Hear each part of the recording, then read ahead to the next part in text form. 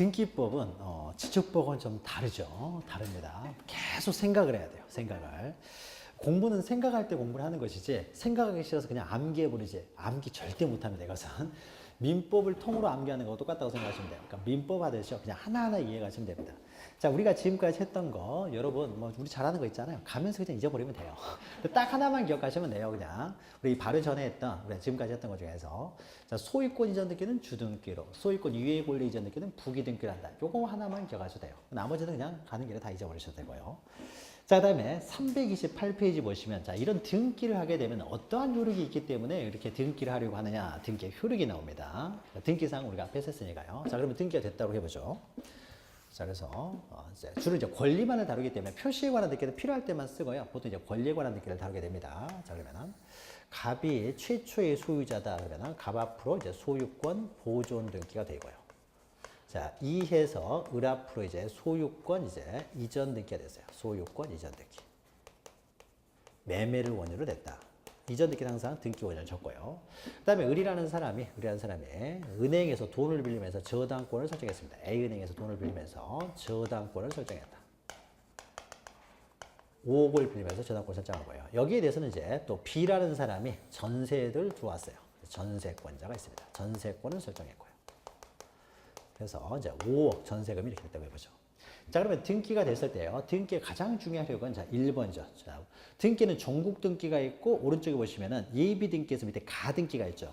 예비 등기는 가등기밖에 없기 때문에 가처분 등기는 맨 마지막 시간에요. 가처분 등기는 좀 복잡합니다. 그래서 가처분 등기는 지우고 그냥 예비 등기는 가등기밖에 없다. 가등기는 아무런 효력이 발생하지 않기 때문에 가등기 효력은요 할 필요가 없습니다. 나중에 가등기는 왜 하는지만 설명을 드리고요. 왼쪽에 등기 효력이 발생시키는 효력을 발생시키는 효력을 우리는 종국 등기라고 하는 거죠. 종국 등기를 가등기와 대비해서 이제 본등기라고 하는 거고요. 자, 그러면 종국 등기는 어떤 효력이 발생하느냐? 자, 양근 1번부터요. 가장 중요한 효력은 어떻습니까? 법률행위에 의한 물권 변동은 등기를 하여야 효력이 발생한다는 거죠. 자, 바로 물권 변동 효력이죠. 그러니까 소유권 이전 등기가 되어야 매매이기 때문에 법률행위죠. 소유권 이전 등기가 되어야 우리는 소유권을 취득하고요.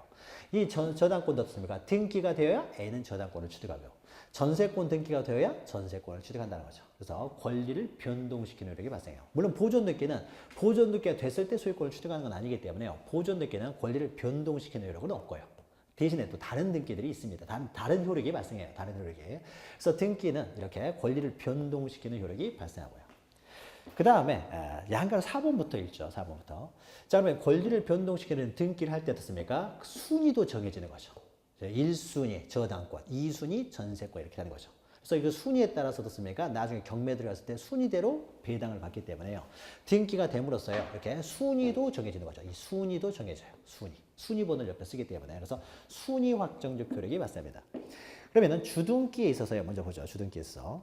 자, 등기의 순서는요. 등기 기록전 같은 구라는 것은 같은 갑구, 같은 을구 내에서는요. 그 순위 번호에 의해서 등기의 순서가 정해집니다. 순위 번호가 써지는 거죠. 그러니까 같은 구에서는 순위 번호로 정해져요. 자, 그런데요. 밑에 옆에 보시면은 만약에 다른 구에 한 등기 사항 관해요. 다른 구요. 다른 구. 자, 그러면 이때 이 을이라는 사람이 현재 소유자라고 해보죠. 을이라는 소유자인데 을이라는 사람이 A한테요. 5억을 빌리면서 저당권을 설정해 줬습니다. 저당권을. 자, 그러니까 을은 A은행에 5억의 채무가 있습니다. 그러니까 A는 을에 대한 5억 원의 채권자인 거죠. 채권자. 그래서 돈 안 갚게 되면 저당권이라는 게 이런 거죠. 돈 안 갚으면은 경매에서 우선 변제, 다른 사람보다 먼저 변제를 받겠다. 경매에서 우선 변제를 받는 권리로는 저당권이라고 합니다. 그러니까 채권 5억 원을요. 채권자가 있는 거죠. 채권이 있어요. 그런데 이 을에 대해서는 이 C라는 사람이 병이라고 하죠. 병이라는 사람이 또 채권을 가지고 있습니다. 이 사람은 채권자예요. 얼마를 빌려주냐? 5억을 빌려줬습니다. 이 사람도 5억의 채권을 가지고 있고 이 사람도 5억 원의 채권을 가지고 있어요. 채권을. 근데 이 사람은요. 담보를 잡는 게 하나도 없습니다. 그리고 을이라는 사람이 가지고 있는 유일한 재산은요. X 토지가 있는데 예, 토지 하나 있어요. 자, 그러면은 돈을 제때 갚으면 아무 문제가 없는데요. 만약 을이라는 사람이 돈을 못 갚습니다. 돈을 못 갚으면요. 이 저당권자는 경매하면 되는 거죠. 이 토지 경매에서 돈을 가져가면 됩니다. 근데 저당권자는 이렇게 등기가 되어 있잖아요. 이 등기라고 하는 것은요. 이 증명하는 효력도 있어요.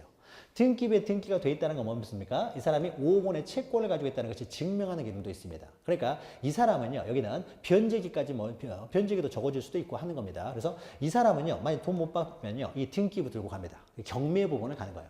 경매법원 가서 이거 경매해 주세요. 그러면은 경매법원에서 등기를 보니까 어떻습니까? 5억 원 있는데 5를 안 갚았다 이거죠. 그럼 바로 경매를 해버립니다. 자, 이런 사람들은요, 등기부에 등기가 돼 있는 사람이에요. 채권이 등기부에 등기되어 있기 때문에 언제든지 자기가 하고 싶은 대로 경매를 할 수 있습니다. 자, 이것을 임의경매라고 해요. 민법 시간에 공부를 합니다. 우리도 등기법에서도 하고요. 임의경매를 할 수 있어요. 바로 경매보는 갈 수 있어요.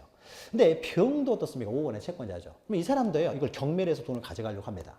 이 사람은 그럼 어떻게 경매를 하느냐면요. 이 병이라는 사람은요, 내가 5억 원의 채권이 있다는 것을 증명을 해야 될 거 아니에요. 돈도 안 빌려줄 사람이 뭐 경매를 할 수 없기 때문에. 그래서 병이라는 사람이요, 증거로서 각서 받아놓은 게 있어요. 각서 들고 가가지고 경매법원 가지고 경매해 주세요 그러면은 경매법원에서 이 각서 하나만 보고요, 경매를 해주지는 않습니다. 이거 뭐 위조될 수도 있고 뭔지 모르니까요. 그러면 이 사람은요, 내가 채권자라는 걸 먼저 증명을 해야 돼요. 이 사람은 등기부에서 증명되고 있지만 이 사람은 증명할 게 없잖아요. 그러니까 이 사람은요, 을을 상대로 먼저 소를 제기해야 돼요. 빌려준 돈이면 대여금 반환 청구 소송을 먼저 제기해야 돼요. 소송을 제기해서 이제 승소 판결을 받으면은 그럼 어떻습니까? 채권이라는 것이 판결문에 의해서 증명이 되는 거죠. 그리고 그 판결문을 가지고 와서 경매를 신청하는 거예요. 그러니까 이 사람은 쉽게 바로 하면 되지만 이 사람은 승소 판결문도 받아야 됩니다. 자, 그래서 경매가 들어가게 되면요. 경매가 들어가는데 을이라는 사람 딴 사람한테 처분해 버리면은 을이라는 사람 다른 사람한테 처분하게 되면 어떻습니까? 경매의 절차가 굉장히 불안정해지기 때문에요. 경매에 들어가게 되면요. 이게 압류가 됩니다. 압류가 돼가지고요. 처분을 제한시켜요. 경매에 들어가고 있는데 처분하면 안 되기 때문에. 근데 아직 경매가 끝나기 전은 여전히 을이 소유자입니다. 끝나기 전에 을이 소유자인데 이게 처분됐을 때는 경매 절차가 복잡해지기 때문에 일단 압류래요. 우리 압류라는 것은요, 꼼짝만 시키는 거예요. 을이 현재 소유자라는 상태를 계속 유지를 시키는 거예요. 꼼짝만 시키는 겁니다. 그래서 압류가 이루어집니다. 그런데요, 병이라는 사람이요. 그러면은 이 사람이 승소 판결을 받아서 경매를 신청해야 그때 이제 압류가 될 텐데 경매를 받아주면은 소를 제기해가지고 승소 판결을 받기 전까지 한참 시간이 오래 걸리는 거죠. 그러니까 소 제기해가지고 내가 승소 판결 받기 전에 을이 다른 사람한테 처분해버리면요. 이 사람은 을한테만 채권자, 이제 다른 사람은 채권자가 아니에요. 그리고 경매하려고 했는데 이제는 이 물건은 을의 물건이 아닌 것이 되는 거죠. 그러니까 경매를 못해요. 그러니까 소 제기해서 승소 판결 받기 전까지 한참 시간이 걸리는데 그 사이에 딴 사람한테 팔아버리면요. 이 사람은 승소 판결 받아봤자 경매할 물건이 없어요. 의미가 없어지는 거죠. 따라서 이 사람은요. 경매가 정식으로 들어가게 되면 압류 효력이 발생하는데 아직 경매가 들어가기 전에 소만 제기한 상태에서 임시적으로 압류를 시킬 수가 있는데 그것이 가압류예요. 가압류. 자, 우리가 나중에 이제 하나씩 설명을 드립니다. 그러니까 굉장히 이제 민법의 그 심화 강의라고 생각하시면 돼요. 그러니까 보통 소 제기할 때는요, 다 가압류를 하고 들어갑니다. 그러니까 가압류를 해야지. 만약 가압류 안 해놓으면요, 뭐 승소 판결 받았자 의미가 없다는 거죠. 그래서 소 제기하기 전이었습니까? 갑자기 빨리 압류를 시켜야 돼요. 압류를 시키는 게 중요합니다. 자, 그러면 이것은 경매를 하기 위해서 이 소유권을 가압류라는 겁니다. 그럼 가압류를 하게 되면요, 가압류된 물건 우리 사서는 안 되는 거죠. 그러니까 가압류가 됐다는 사실을 공시를 해줘야 되겠죠. 이거 사지 말아라. 그러니까 가압류를 등기를 하게 됩니다. 그러면 등기는 가압류 등기는 어디다 하냐면요. 자, 병이라는 사람은 이 소유권을 처분하기 위해서 가압류를 한 것이기 때문에요. 가압류는 소유권에 관한 등기니까 갑구에 갑니다. 갑구에. 그래서 3회 가지고요. 병이라는 사람이요. 가압류가 됐어요. 가압류를 했다는 거죠. 그럼 가압류를 했으면 얼마 받으려고 가압류를 해놨느냐 해서 그 채권에 떠줬습니다. 5억 이렇게 적는 거죠. 자, 그러면요. 이때 병은요. 가압류를 해놨고요. A라는 사람, B는 빼고요. 그냥 A만 놓고 보죠. A는 저당권자예요. 자, 그러면 이걸 그래서 결국 이제 병에 의해서요. 경매가 됐습니다. 예, 가압류한 다음에 나중에 승소 판결을 받아서 압류로 가가지고 경매에 들어가가지고 경매가 됐어요. 그래서 경매가 돼서 8억으로 떨어졌습니다. 자, 8억으로 떨어졌을 때 이 돈을요, 지금 B는 없다고 하고 A와 병이 과연 어떻게 가져가느냐, 이와 관련해서요. 먼저 A가 저당권이 먼저 설정됐어요. 그러니까 A가 저당권 설정할 때는 가압류가 안 돼 있었다는 거죠. 자, 그러면요, 이때는 나중에 A가 먼저 저당권이 되고 가압류가 나중에 되면은요, 이때는 여전히 A가 먼저 5억을 먼저 가져갑니다. 5억을 먼저 가져가고요, 나머지를 병이 3억을 가져가는 거예요. 그러니까 저당권자는 우선 변제를 간다는 거죠. 근데 만약에요, 가압류가 먼저 됐어요. 가압류 등기가 먼저 된 다음에 저당권자가 들어왔어요. 그럼 이 저당권자는 가압류 이렇게 됐다는 걸 알고 들어오는 사람이죠. 알고 들어오는 사람이기 때문에요. 이 사람은요, 나중에 우선 변제권을 주장을 못 합니다. 우선 변제를. 이게 가압류의 이제 처분 제한이라고 하는 거예요. 우선 변제를 주장하지 못하기 때문에요. A는 병보다 우선하에 5억을 먼저 가져가지 못하고 이때는 A의 채권액과 B의 채권액을 비례해 가지고 가져가요. B에서 가져가기 때문에 8억으로 떨어지면 병이 4억, A가 4억을 가져갑니다. 그러면은 이렇게 가져가는 거예요. 이게 결론만 기억하세요. 결론만. 저당권은 주장하지 못해요. 우선 변제를 못하지만 이 사람도 채권자잖아요. 5억 빌려준 거죠. 5억 빌려줬기 때문에 채권자도 돈을 받습니다. 가압류됐다고 해서 내가 우선 변제를 받는 건 아니에요. 가압류하는 의미는 이런 겁니다. 다른 처분되는 거, 소유권이 넘어가고 저당권 설정하는 거, 이것만 제한하는 거예요. 그러니까 돈을 빌려줬으면요. 만약에 경매에 들어갔을 때 채권자가 병만 있는 것이 아니라 정도 있다고 해보죠. 나도 돈 빌려줬다는 거죠. 이런 사람도요. 배당에 참고해서 자기 몫을 가져갈 수 있어요. 경매에 들어가면. 그러니까 이때는 평등하게 가져갑니다. 채권자들은 공시가 안 돼 있기 때문에 평등하게 가져가요. 이것은 나중에 이제 설명드리고요. 자, 그러면 이때 보죠. A의 저당권이 먼저 설정되고 가압류가 됐으면은 이 사람이 5억, 병이 3억을 가져갈 텐데 만약에 가압류가 먼저 된 다음에 A가 저당권이 됐으면 4억씩 나눠 갖는다는 거죠. 그러면 A는 입장에서는 어떻습니까? 5억을 다 받느냐, 4억밖에 못 받느냐 문제죠. 자, 그러면은 이 등기가 먼저 됐느냐, 이 등기가 먼저 됐느냐는 이 번호만 보고는 알 수가 없죠. 번호만. 그러니까 같은 구에 있는 거는 번호대로 어떻습니까? 이 사람이 B보다 우선된다는 걸 알 수 있지만은 이 같은 구에 있지 않고 이거는 갑구에 있고 이것은 을구에 있어요. 그러면 요 저당권과 이 가압류가 무엇이 먼저 됐느냐는요. 이거는 순위 번호를 보고 결정할 수 없죠. 이때 뭘 보느냐? 이때 접수 번호를 보는 거예요. 접수 번호가 누가 빨랐느냐 이거죠. 그러면 이 사람은 만약 이 사람이 먼저 됐으면 접수 번호가 빠를 거 아니에요. 이 사람이 먼저 됐으면 이 사람이 접수 번호가 빠르겠죠. 따라서 다른 구에 있는 등기. 자, 보죠. 자, 같은 구에 있는 등기 상호 간에는 순위 번호에 따르지만은 서로 다른 구에 있는 등기 중에 우열은 어떻게 따지냐? 이때는 접수 번호를 보고 따진다는 거죠. 그러니까 여기에서 권리의 등기는 접수 번호가 중요한 의미를 갖게 됩니다. 자, 그래서 물권 변동이 이루어지면서 이제 순위도 결정이 되는 거죠. 순위도. 자, 밑에는 부기등기 있는데 부기등기는 어떻습니까? 주등기 옆에 부기번호를 붙이기 때문에 부기등기는 항상 주등기 순서에 따라서 이제 배당이 되는 것이죠. 배당이. 그래서 A가 만약에 C한테 저당권을 이전했으면은 1에 1 해가지고 나오기 때문에 C가 어떻습니까? C하고 이제 병하고 누가 먼저 가느냐. B보다는 먼저 무조건 우선 될 것이고요. 이렇게 되는 거죠. 자, 이 정도 보시면 되고요. 그 다음에 양가로 2번 위에 보시면 대항력 있죠. 우리가 앞에 설명드렸죠. 환매권, 임차권 하나의 채권입니다. 채권인데 채권이기 때문에 등기하지 않아도요. 권리는 취득할 수 있어요. 그러나 만약에 대신에 권리는 취득할 수 있지만 이때 채권이기 때문에 채무자 특정인에게만 주장할 수 있는데 만약 등기를 하게 되면 제3자에게도 권리를 주장할 수 있는 이제 대항력이 발생합니다. 그러니까 등기는 임차권 같은 경우는 또 대항력이 발생될 수도 있고요. 그 다음에 양가로 3번은요. 점유적 효력 해가지고요. 여러분이 물권법에서 취득시효를 다루게 됩니다. 취득시효는요. 여러분 민법에서 다루게 될 텐데 우리도 조금 나오기 때문에요. 취득시효도 이제 여러 가지 나옵니다. 이런 거예요. 취득시효는. 갑이라고 하는 사람이 원래 소유자예요. 그래서 을이라는 사람한테요. X 토지를 10억 받고 팔았습니다. 그래서요. 10억 다 주고요. 다 받았으니까 넘겨줬겠죠. 인도를 했어요. 그래서 이 사람이 점유를 하고 있습니다. 돈 다 줬으니까 점유하겠죠. 점유하고 있어요. 점유를 하고는 있지만요. 이 사람이 등기할 줄 몰라가지고. 그러니까 요새는 이런 일이 발생하지 않지만 예전에는 이런 일이 발생했어요. 등기 잘 모르니까요. 점유는 하고 있지만 등기를 하고 있지는 않았어요. 뭐 등기소를 넘겨받았으니까 이게 집문서다 땅 문서다 해가지고 이것만 들고 있으면 되겠지라고 해서 따로 등기를 안 했어요. 등기를 안 하고 있으니까요. 등기는 지금 어떻습니까? 갑 앞으로만 지금 등기가 되는 거죠. 돈 주고 샀는데. 그런데 등기가 안 돼 있으니까 갑이라는 사람이 우연히요. 등기부를 떼봤더니 내 앞으로 이렇게 있다는 거죠. 그래서요. 을한테 나가라고 합니다. 나가라고 하는 거죠. 야 나가라 이거죠. 그랬더니 너 나한테 팔았지 않느냐라고 하는 거죠. 매매를 했으니까 팔았지 않느냐 그랬더니 난 너한테 판 적이 없다는 거죠. 판 적이 없다. 이럴 수 있잖아요. 판 적이 없다. 그러면 어떻습니까? 을이라는 사람이 매매 계약서를 찾아야 되겠죠. 매매 계약서를 찾아야 되는데 지금 언제가 되냐? 20년이 흘렀어요. 매매 계약서를 아무리 찾아도 매매 계약서를 찾지를 못합니다. 어디 있는지는 몰라요. 자, 그럼 어떻습니까? 결국 이 사람이 내가 매매했다는 걸 증명을 못하기 때문에요. 결국 쫓겨나야 되는 문제가 생기는 거죠. 자, 이런 것을 이건 굉장히 불합리하잖아요. 돈 주고 샀는데. 이런 것을 어떻습니까? 이런 을을 구제하기 위해서요. 취득시효라는 제도가 있어요. 그래서 만약에 매매를 통해서 어떻습니까? 점유를 한 상태에서 등기가 없다고 하더라도 점유한 상태에서 20년이 흐르면은 비록 20년이 흐르면 어떻습니까? 등기가 안 돼 있었다고 하더라도 이 사람이 소유권을 취득하도록 합니다. 취득하도록. 그래서 등기함으로 소유권을 취득하도록 하는 거예요. 자, 이것이 타당한 것이죠. 그러니까 을이라는 사람은 매매계약서를요. 등기 안 돼 있다고 하더라도 몇 년만 보관하면 되는 거예요? 20년까지만 보관하면 되는 거죠. 자, 이러라고요. 취득시효 제도가 있어요. 그러니까 취득시효는요. 여러분 나중에 하겠지만은 갑자기 내가 남의 토지에 대해서 20년간 점유하고 있다고 해서 내가 소유권 취득하는 거 아니에요. 그럼 법이 이상한 거잖아요. 남의 토지 산다고 해서 무조건 취득시효 되는 건 아니고 이 사람이 돈 주고 산 사람들 이런 사람들 보호하기 위한 거예요. 시간이 지나버리면 등기 안 됐을 때는 입증하기가 어렵기 때문에 이런 돈 주고 산 사람을 보호하기 위한 거예요. 그러니까 원래 취지는 이런 것인데 반사적으로 어떻습니까? 정말 돈 안 주고 산 사람도 부수적으로 보호될 가능성은 있게 되겠죠. 시간 지나버리면 입증이 힘들기 때문에 그런 사람이 부수적으로 보호되지만은 원래 취지는 이런 사람, 돈 주고 산 사람들이 등기 안 됐을 때 이 사람들을 이제 시간이 지나가지고 나중에 입증하기 힘들 때 이 사람들을 보호하기 위해서 취득시효가 있습니다.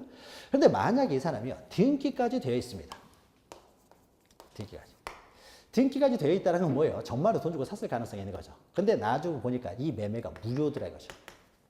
매매가 무효이니까 효력이 없어요. 효력이 없으니까 어떻습니까? 매매가 무효니까 이 소유권을 상실하게 되는 거죠. 그러나 이 사람 어떤 사람입니까? 점유하고 등기까지 했다는 건 돈 주고 산 사람이잖아요. 그래서 돈 주고 샀기 때문에요. 비록 매매가 무효라고 하더라도, 그러니까 원래는 등기가 무효인 거죠. 등기가 무효라고 하더라도 10년이 지나면은 이 사람이 소유권을 취득하도록 합니다. 어차피 이 사람 어떻습니까? 돈 받은 사람이잖아요. 돈 받은 사람이니까 10년 동안 어떻습니까? 이게 안정화돼가지고 의리 다시 또 병한테 팔고 병이 다시 정한테 팔았는데 어차피 갑이라는 사람은 매매가 무효라고 하더라도 울로부터 돈 다 받은 사람이잖아요. 그러니까 이 사람에게 취득시효 비록 어떻습니까? 무효라고 하더라도 10년 지나면 소유권을 그냥 취득한다고 해버립니다. 법적 안정을 위해서요. 자 그러면은 뭐 손해보는 사람은 없잖아요. 결국. 그렇죠? 자, 그래서요, 만약에 등기가 안 돼 있을 경우에는요, 20년간 점유해야 되는데, 등기까지 되어 있을 경우에는요, 이런 경우에는 갑이 정말로 돈 받았을 가능성이 더 높죠, 이거는. 그러니까 이럴 때는 10년만 점유하면 되도록 하고 있어요. 그러니까 원래 20년간 점유해야 될 것을 등기되어 있으면 10년만 점유하면 되기 때문에 등기가 어떻습니까? 점유 기간을 20년을 10년으로 단축시켜주는 효력이 있는 거죠. 이것을 우리의 등기의 점유적 효력이라고 합니다.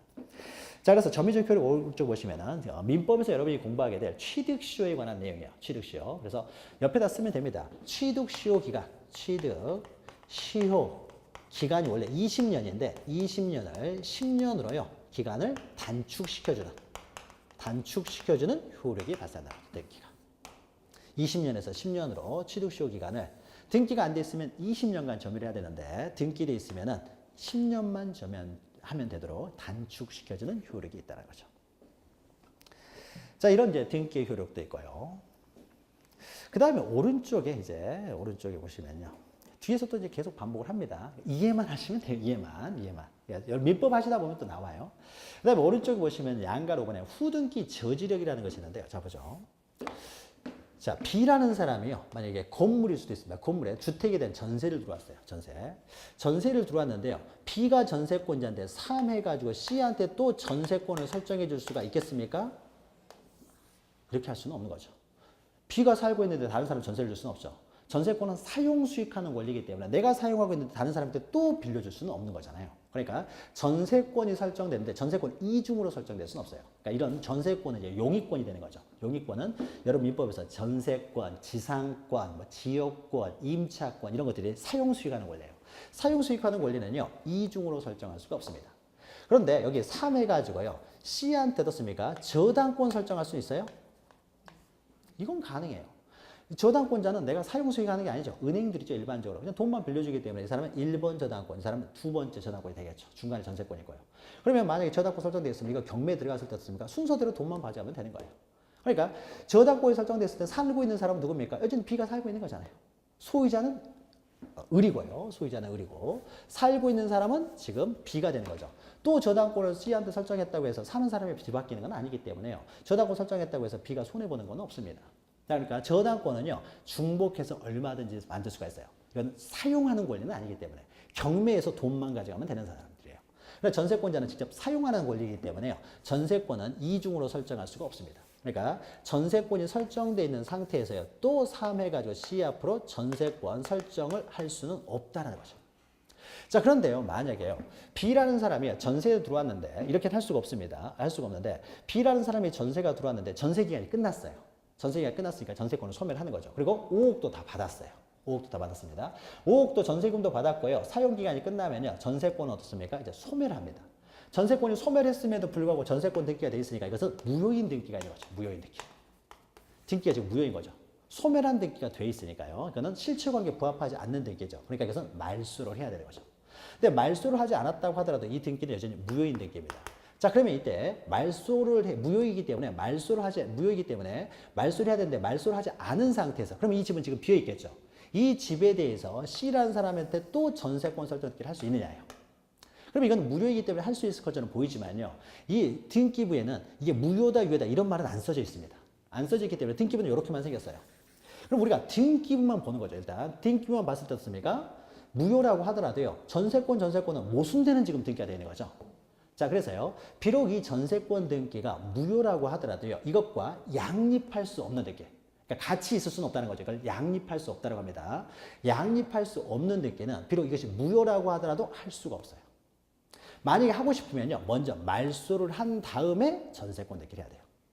자, 이것이 일단 전세권 등기가 돼 있으면 이게 후등기 저지력이에요. 그래서 일단 전세권 등기가 있으면요. 비록 무효라고 하더라도 말소되기 전에는 이와 양립할 수 없는 등기를 할 수 없는 효력. 그러니까 말소하기 전에는 이 등기를 못 해요. 무효라고 하더라도. 그러니까 이 등기를 통해서 여기가 무효라고 하더라도 이와 양립할 수 없는 등기를 못하게 해버리는 효력이죠. 그러니까 후등기를 저지시킨다 그래서 이걸 후등기 저지력을 합니다. 자, 밑에 개념이 있죠. 등기가 존재하고 있는 이상 현재의 등기가 말소되지 않으면 무효라고 하더라도 밑에다가 쓰세요. 비록 등기가 무효라고 하더라도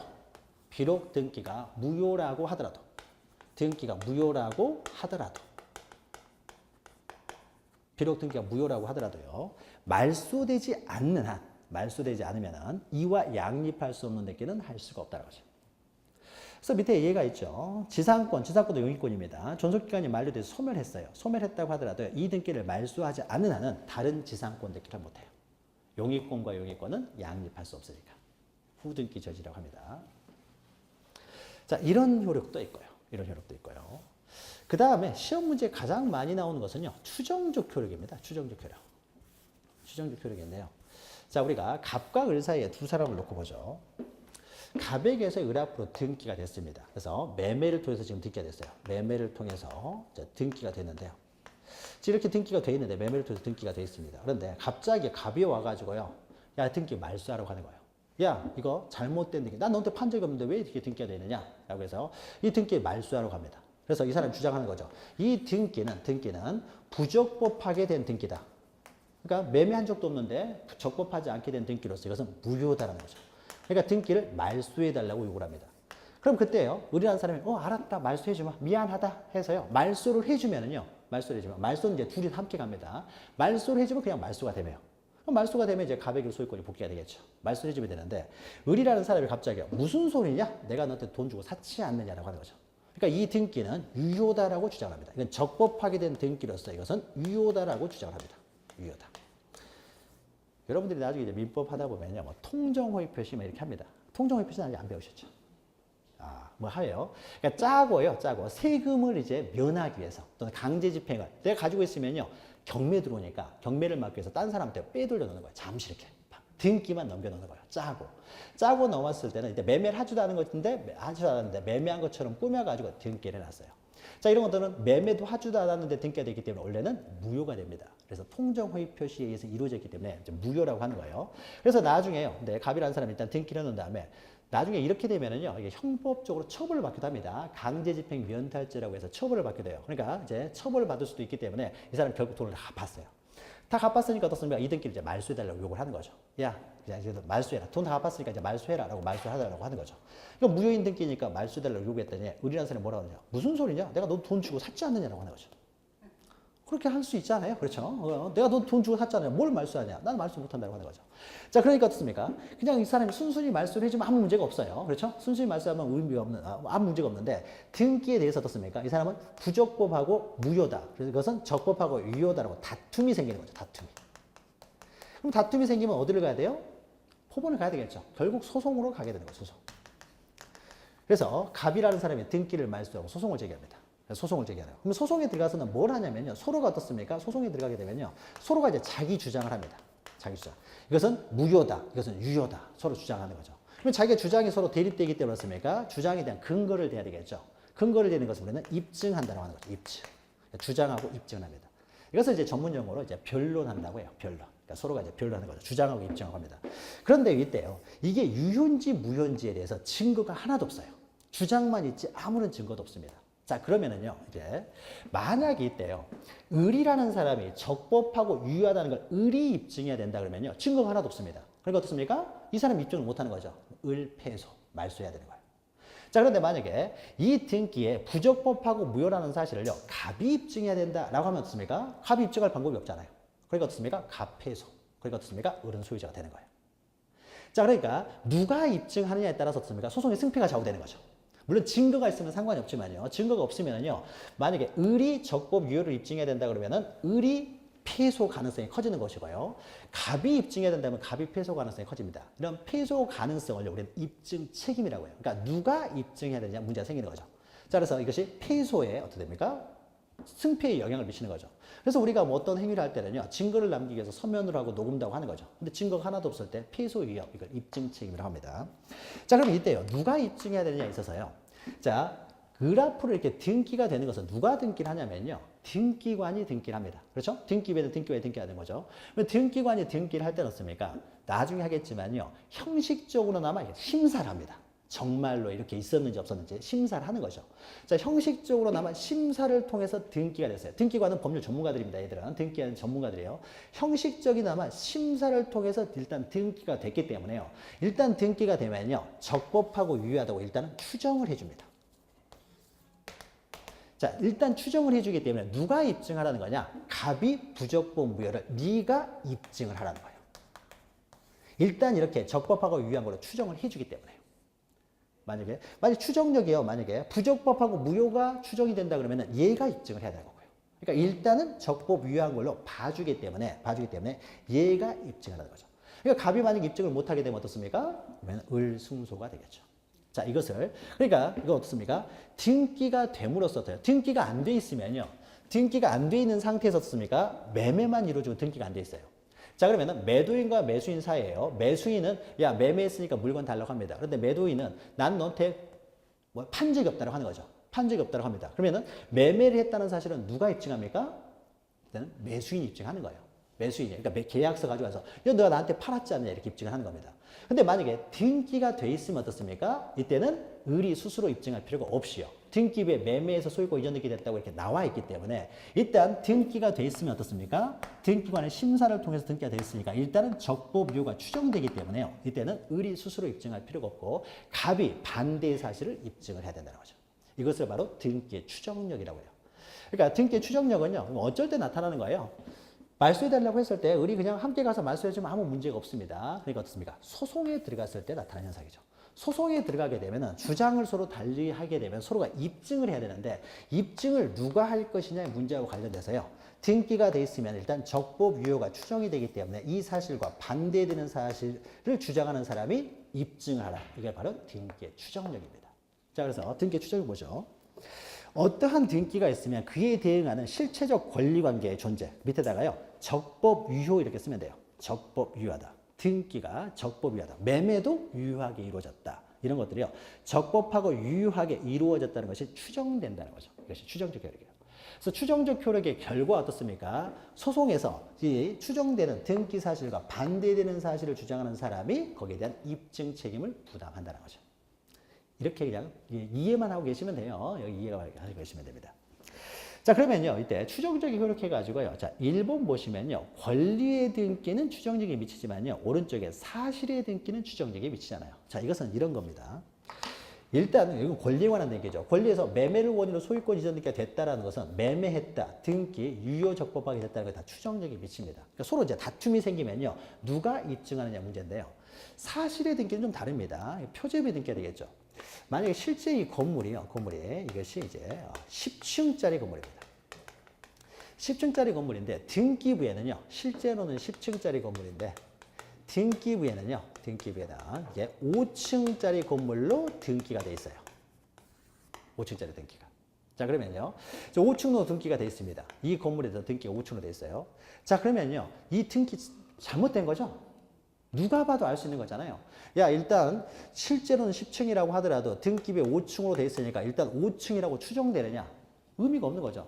가서 보면 어떻습니까? 10층이에요. 그러니까 이것은 이 건물이 과연 5층이냐 10층이냐 다툼의 문제가 생길 수가 없는 거죠. 직접 가서 보면 다 알 수가 있는 것이죠. 그렇죠? 그러니까 등기부 5층으로 했다고 해서 이 5층이라고요. 주장하는 사람도 없겠죠. 실제 10층이니까. 그러니까 이 표제부는요. 가서 확인해 보면 눈에 보입니다. 보이니까요. 다툼의 문제가 생기질 않아요.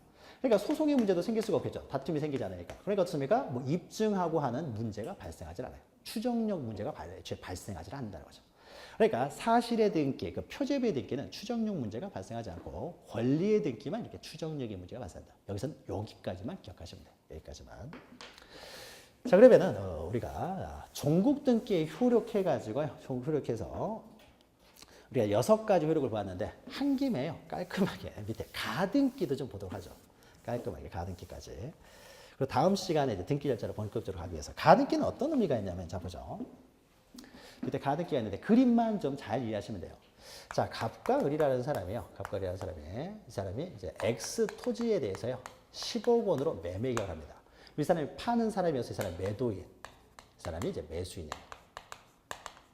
등기법은 계속 밑법만 해요.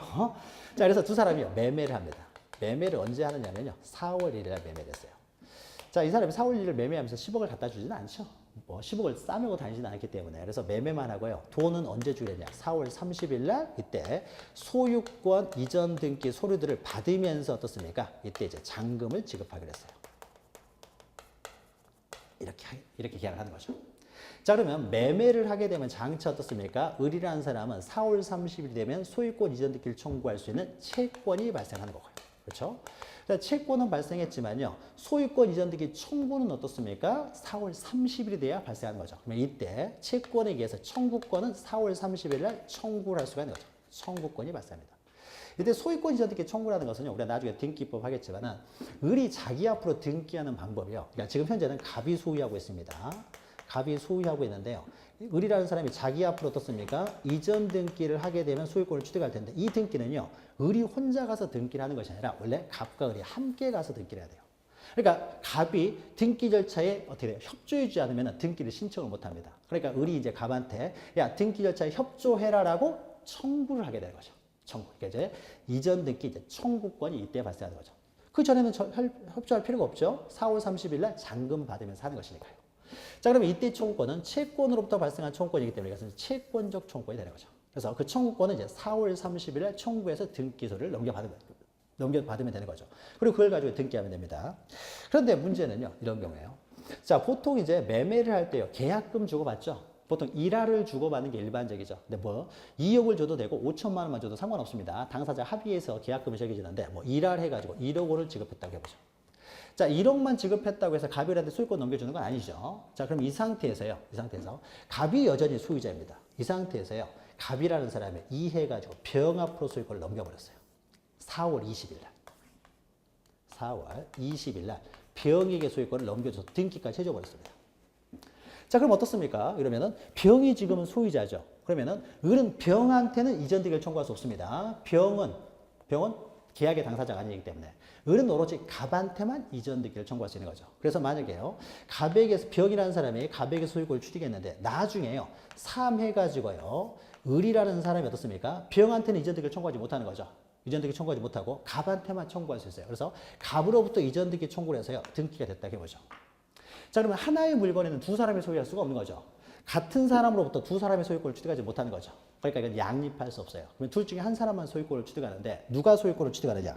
항상 어떻습니까? 같은 구에 있을 때는 앞에 있는 순위번호를 본다는 거죠.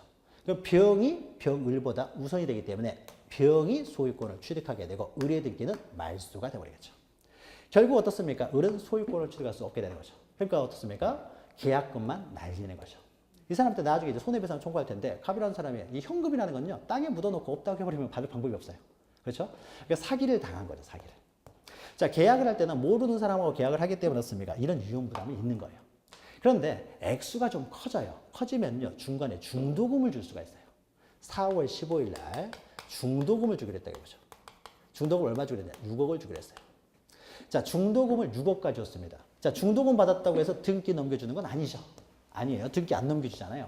중도금 넘긴 상태에서 등기를 안 넘겨준 사람의 사이에서 4월 30일 돼야 등기를 넘겨받을 수 있는데 이 사람이 또 어떻습니까? 4월 20일 날 여전히 소유하고 있으니까요. 등기를 이용해서 병한테 10억 받고 팔아먹고 도망가 버렸습니다. 그럼 똑같은 문제가 발생하는 거죠. 나중에 갑으로부터 소유권 취득해봤자요. 이 사람 소유권 취득할 수 없게 되는 거죠. 결국 어떻습니까? 이 사람은 7억 사기를 당하는 거죠. 자, 그러니까 을도 어떻습니까? 이제 불안하죠. 불안해요. 불안해요. 중도금도 줬는데 딴 사람한테 팔아먹고 도망가 버리면 불안합니다. 자, 그러니까 어떻습니까? 을도 이쯤 되면 무기가 필요하다는 거죠. 무기가 필요해요. 자, 그래서요. 중도금을 주면서 뭘 요구하면 되냐면요. 가등기를 요구합니다. 가등기. 이때 이제 가등기라는 거예요. 자, 그러면요. 아직 소유권 이전 등기를 할 수는 없습니다. 그렇죠? 중도금 줬을 때는 아직 어떻습니까? 이전 등기를 청구하지 못하기 때문에 이때 보면 어떻습니까? 4월 30일은 장래가 되겠죠. 지금 당장 청구할 수가 없지만은 이제 장래의 청구권을요. 딴 사람한테 팔아버리면 내가 소유권을 취득하지 못하게 되니까 장래의 청구권을요. 미리 보존하기 위해서 가등기를 해둘 수가 있어요. 물론 중도금 주면서 꼭 가등기 해야 되는 건 아니고요. 계약금만 주고도 가등기 할 수도 있고요.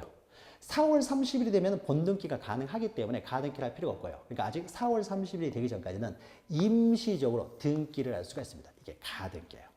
자, 법에서 가짜가 나오면요. 임시적 이렇게 생각하면 됩니다. 잠정적. 자, 그러면 가등기를 보죠.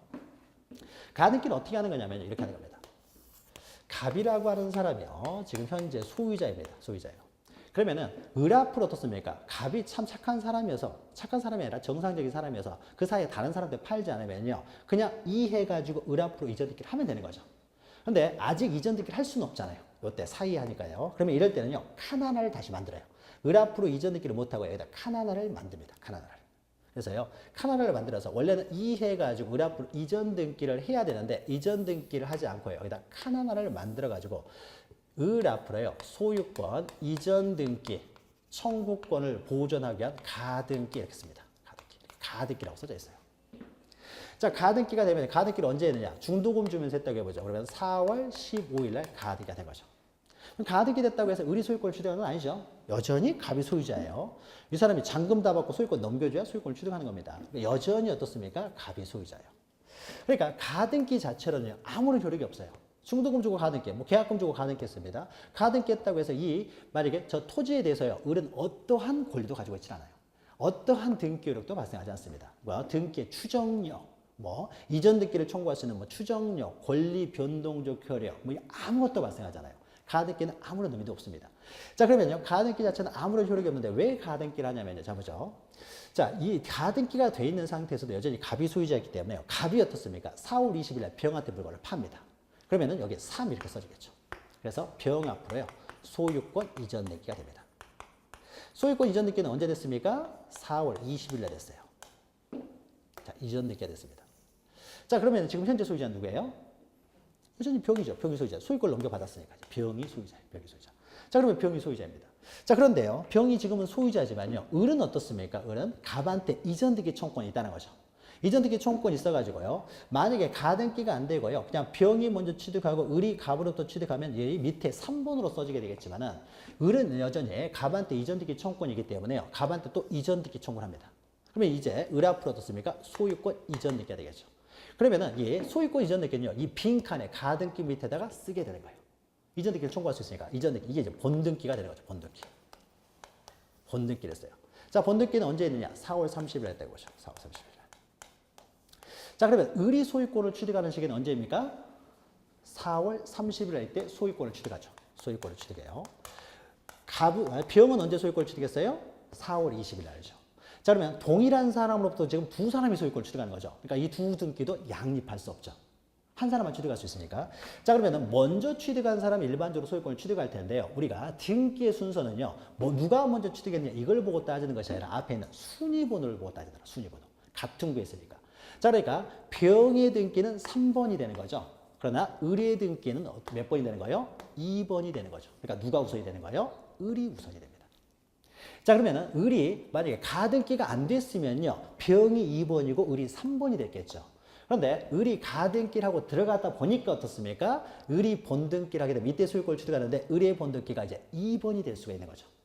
자, 가등기는 이런 의미예요. 즉, 본등기의 그 순위를요, 가등기 순위를 그대로 사용해서 본등기를 하다 보니까 본등기의 순위를 어떻습니까? 가등기한테로 보존시켜주는 효력이 있다는 거죠. 자, 그러니까 어떻습니까? 을이 병보다 우선이 되겠죠. 그러니까 어떻게 됩니까? 요게 말소가 돼요. 그러니까 을은 완전하게 소유권을 취득하게 되는 거죠. 자, 그러니까 이제 가등기는 이런 의미가 있다는 거죠. 그러니까 가등기 자체는 아무런 의미가 없지만은 나중에 장차 본등기가 되면은 그 본등기의 순위를 가등기 순위에 의해서 보존시켜 준다는 거죠. 이것을 가등기의 순위 보존적 효력이라고 해요. 그러니까 소유권 취득은 4월 30일 날 하는 겁니다. 가등기할 때 소유권 취득하는 건 아니에요. 4월 30일 날 소유권은 취득하지만은 이와 양립할 수 없는 등기와의 순위에 있어서는 가등기 순위를 따르게 되니까 당연히 이 사람이 우선되게 된다는 거죠. 자, 그러니까 중도금 줄 때는 어떻습니까? 미리 이렇게 가등기를 해놓는 게 안전하게 되겠죠. 가등기 해놓으면요. 그 다음에 소유자가 어떻게 바뀌든지 간에 내가 나중에 본등기 해버리면 내가 소유권을 취득하고 다른 사람들이 다 소유권을 잃어버리게 되는 거죠. 확실한 방법이죠. 자, 여기까지 보죠. 자, 가등기에서요. 본등기 전의 효력이 이렇게 있죠. 그래서 오른쪽에 329페이지 보시면은 자, 가등기 자체만으로는 소유권 취득하는 거 아닙니다. 그렇죠? 그다음에 추정적 효력. 그러니까 우리가 왼쪽에는 종국 등기 효력에서 6가지가 있었는데요. 그 6가지 그 어떤 것도 효력이 발생하잖아요. 그러니까 가등기만으로는 아무런 효력이 없다. 아무도. 뭐 처분 제한 효력도 없고 세 번째 줄에 없고요. 그러니까 가등기에 의해서 어떠한 효력이 발생한다 그러면 다 틀린 말이에요. 가등기는 어떠한 효력도 없다는 거죠. 그러니까 가등기 자체만으로는 아무런 의미가 없고 다만 이제 가등기에 의해서 나중에 본등기를 했을 때 그때 어떻습니까? 모든 등기 효력은 본등기할 때 효력이 발생을 해요. 다만 그 순위, 본등기의 순위만 가등기의 순위로 보존시켜준다는 거죠. 자, 그래서 밑에 본등기 후의 효력에서 순위 보존적 효력 요거밖에 없어요. 그래서 가등기에 의해서 본등기를 하게 되면 본등기의 순위는 가등기의 순위에 의한다. 가등기는 딱 하나, 요거 하나 있습니다. 요거 하나. 순위를 보존시켜준다는 거죠. 근데 이게 굉장한 의미를 갖는 거죠. 가등기에. 그래서 밑에 보시면요. 다만 물권 변동 효력. 그러니까 모든 등기 효력은 본등기 할 때 이게 종국 등기니까 종국 등기, 본등기를 할 때 모든 등기 효력은 발생하는데 다만 가등기는 그러면은 이 본등기의 순위만 가등기 순위로 보존시켜주는 기능이 있다는 거죠. 여기 의미가 있는 거죠. 그러니까 을이 이제 소유권을 취득하는 거죠. 그래서 만약에 돈을 많이 달라고 한다는 하게 되면요. 가등기를 해놓으면은 안전빵이 되는 거죠. 근데 가등기를 안 해놓으면은 사기당할 수가 있게 되는 거죠. 근데 일반적으로 매도인이요. 가등기 잘 안 해줍니다. 그러면 가등기를 해주는 것도요. 합의가 있어야 돼요. 그래서 계약서를 쓸 때 중도금을 6억 주기로 했다라고 계약서를 써지면은 그럼 내가 중도금 6억 줄 때 가등기도 해달라고 요구를 하는 거죠. 안 되면 어떻습니까? 중도금 6억만 준 상태에서 이 사람이 사기당할 수가 있으니까요. 가등기 해달라. 뭐 이렇게 요구를 하는데 갑이라는 사람이 잘 안 해주죠. 잘 안 해주겠다 그러면 뭔가 좀 의심을 해봐야 되고요. 가등기 해준다고 해서 어차피 갑은 팔 사람이니까 가등기 해준다고 해서 갑이 손해볼 일은 없잖아요. 그렇죠? 그러니까 가등기 해달라고 했을 때 가등기를 안 해주는 사람이 좀 이상한 거죠. 해줘도 아무 상관이 없으니까. 비용은 내가 부담하겠다는 거예요. 그러니까는 가등기 해달라고 하면은요. 가등기 해주는 게 정상인데 가등기 안 해주면은 뭔가 의심을 해봐야 되겠죠. 자, 오늘은 여기까지요. 그래서 여기까지 해서 자, 제1장에서는요. 1장에서는 여러 가지 등기의 종류들의 개념들을 봤죠. 특히 가등기 좀 보시고요. 그 다음에 우리 앞에서 했던 부기등기라는 경우, 주등기라는 경우 그거 좀 보시고 나중에요. 우리가 제2장부터 이제 제3장이 되겠죠. 3장부터 또 자세히 또 다시 다룹니다. 가등기는요. 맨 마지막 종국등기를 다 다룬 다음에 가등기를 맨 마지막 시간에 또 해요.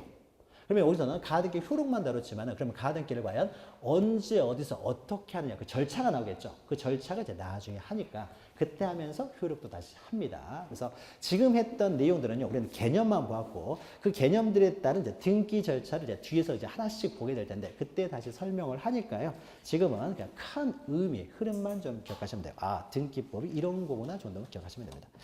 자, 오늘 여기까지 하고요. 다음 주에는 이제 제 3장부터 진행하도록 하겠습니다. 수고하셨습니다.